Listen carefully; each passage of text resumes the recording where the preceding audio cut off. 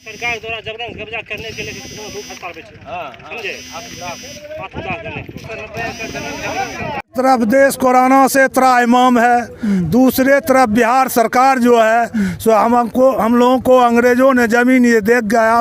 उस दिन से बंदोबस्त करके गया, उस दिन से हम किसान सब इस ज़मीन को जोतते बुनते रसीद कटाते, कवाला हम करते थे, दूसरा किसान लेता था, उस दिन से करते आ रहे हैं, देते आ रहे हैं। अभी जो बिहार सरकार है ये ज़मीन को ज़बरदस्ती हम लोगों से किसान से छीनकर एनटीपीसी को एक्सपाउंड के लिए दे रहा। अभी तक ये लगभग 5-7 साल से यहाँ विवाद हो रहा है किसान और सरकार के बीच में।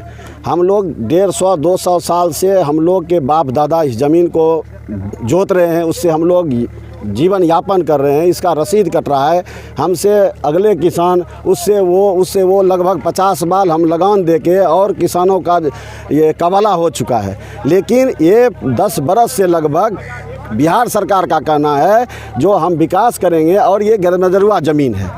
किसान का अगर गैरमजरूआ ज़मीन था उनके नज़र में तो ये रसीद क्यों उन्होंने काटा, ये 10-20 बार कवाला क्यों किया।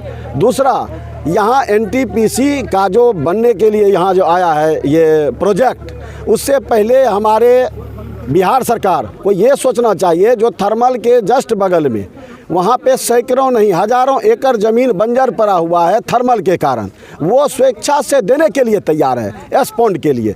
लेकिन वो बंजर ज़मीन नहीं, उसको छोड़कर ये उपजाऊ भूमि जो हमारे देश में कहा जाता है, हमारे देश की मिट्टी सोना उगले उगले कहा जाता है। और आप भी देखे हुए कई बार यहाँ जो मिट्टी है वहाँ हरी भरी, हम लोग का जो किसान है यहाँ पर उनका जीवन यापन इसी से होता है। लेकिन बार बार बिहार सरकार ने क्या किया, जो ये एनटीपीसी को भेज दिया इस ज़मीन को, ये हमारी ज़मीन है और एनटीपीसी अब यहाँ पे अपना प्रोजेक्ट करने के लिए तैयार है। हम लोग जब पहल करते हैं तो कभी सरकार के तरफ से आता है बैठ के हम लोग बैठक करेंगे, निराकरण निकालेंगे, लेकिन हम लोग जब निराकरण का देखते हैं आस लगा के बैठे रहते हैं कि अब मीटिंग होगा सीओ के साथ, डीएम के साथ, इसी बीच में फिर यहाँ काम शुरू कर दिया जाता है।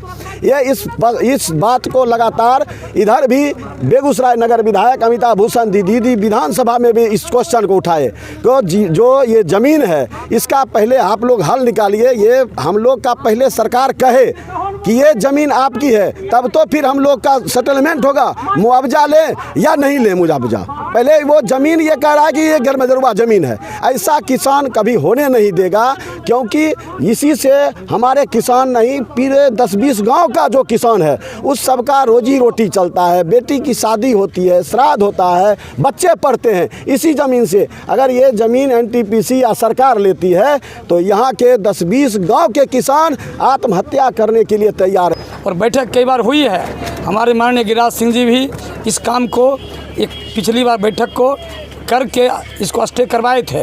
अभी फिर काम स्टार्ट हुआ है, फिर उनके माध्यम से भी एनटीपीसी के जो एक पांड्या साहब थे वो प्रोजेक्ट मैनेजर, उनसे बात हुई है, वो भी स्टे करने की बात किए हैं। मेरा कहना है कि जब कहीं विकास होता है तो दोनों पक्ष को देखना चाहिए, एक विकास का पक्ष, दूसरा जो किसान प्रभावित हैं उनको मुआवजा देने की बात, और इसको एक बैठक होनी चाहिए। जब बैठक नहीं होती है तो एक पक्षीय बात होती है, एक पक्षीय बात किसान को बर्दाश्त नहीं होगा, हम लोग बर्दाश्त नहीं होगा। इसके लिए हमारे हज़ारों किसान यहाँ आए हैं, हम लोग भी इसके बीच आए हुए हैं। सांसद महोदय जी ने कहा कि जब तक बैठक नहीं होगी, किसान को मुआवजा नहीं मिलेगी, तब तक काम नहीं होगी।